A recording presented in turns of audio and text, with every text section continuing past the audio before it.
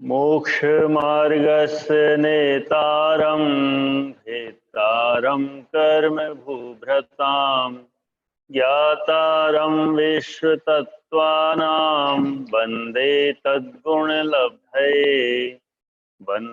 तद्गुणलब्धये। नी शीलव्रतत्वंच सर्वेशाम।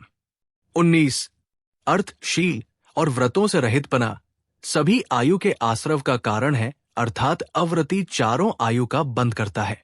शील 3 गुण व्रत और 4 शिक्षाव्रत को मिलाकर शील 7 होते हैं।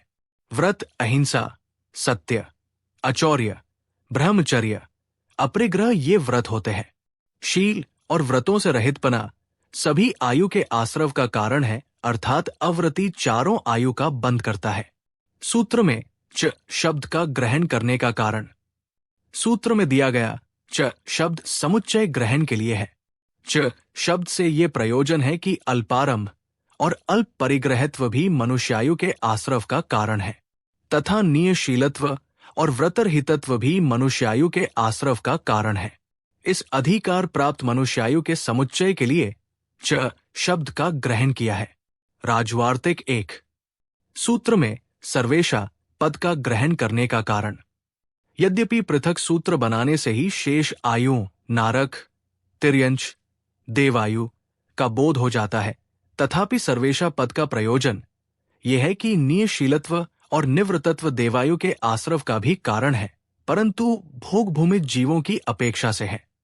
उसको दिखाने के लिए सर्वेशा पद का ग्रहण किया है।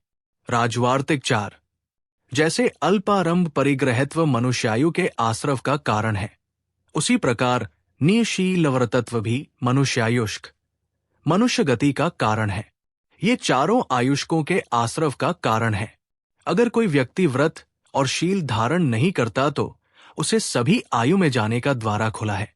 चतुर्थ गुणस्थान तक सभी जीवशील व्रतादि से रहित असंयमी होते हैं और चारों प्रकार की आयु कर्म का आश्रव कर सकते हैं। प्रथम गुणस्थान में जीव बहुत आरंभ और बहुत परिग्रह से नरकायु का आश्रव करते हैं। मायाचारी करने से तिर्यंचायु का आश्रव और तथा देवायु का आश्रव करते हैं। व्रत और शील से रहित देवायु का कारण।